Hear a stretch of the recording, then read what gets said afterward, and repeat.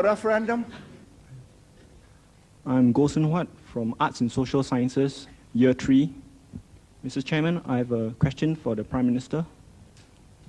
Does the Prime Minister foresee a decline in religious tolerance in the near future in Singapore? I do not foresee, I have already seen.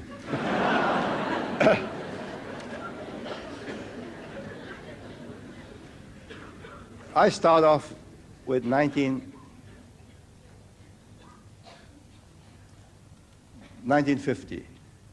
45, I was too young, too busy with my own career. I came back and started practice in 1950. Religion was not an issue. But then you see, Islam had not gone through a resurgent phase.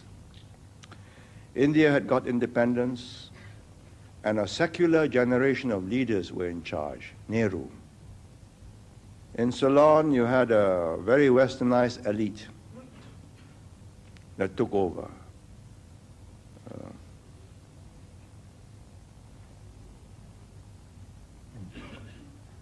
Buddhists nominally, but very accommodating of other religions.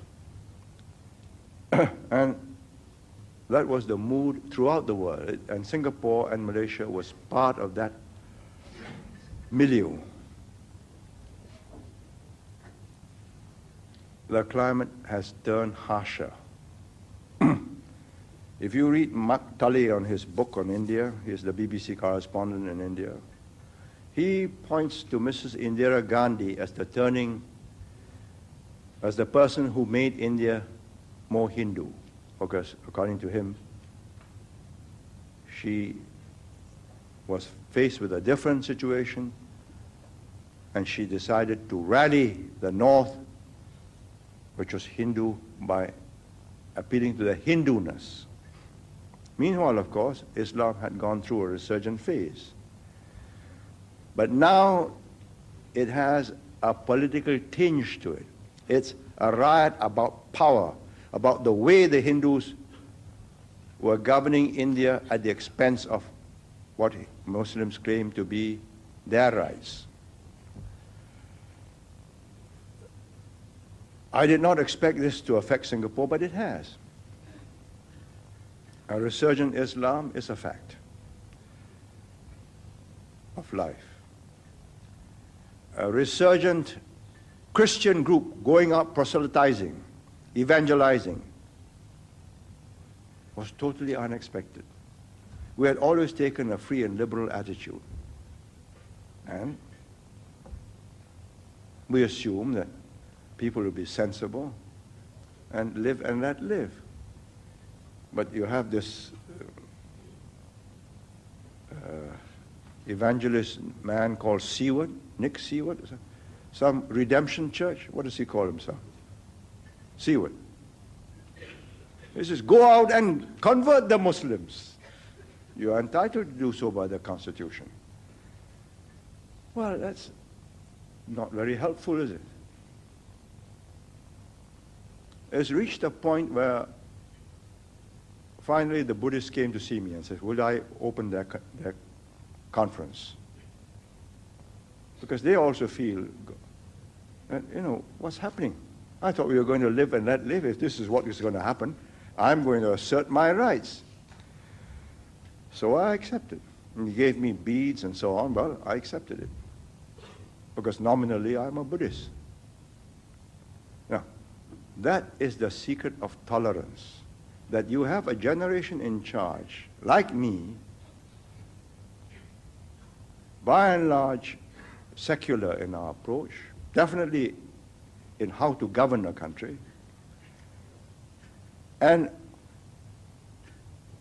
only too ready to concede the spiritual to personal beliefs, to whichever religion or religious group can convince you, provided the two are kept separate.